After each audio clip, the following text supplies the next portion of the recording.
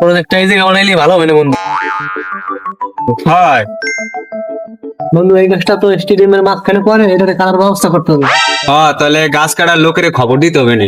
হ্যাঁ তাহলে তাই কর তুমি, ঠিক আছে? আচ্ছা। তোমার কি কইলা?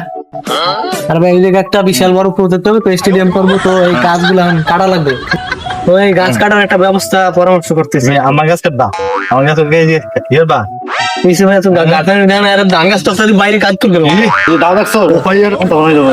ওই মিয়া, তুমি কি বালের বোনটা দাও লইছো? এই দিয়ে আবার ভয় দেয়। ও ভাই, তুমি কিছু কও। বালের দাও লাগছে, তোমার ভালো কাটবে না। দেখবি ভালো কাটবে না, দেখবি দেখবি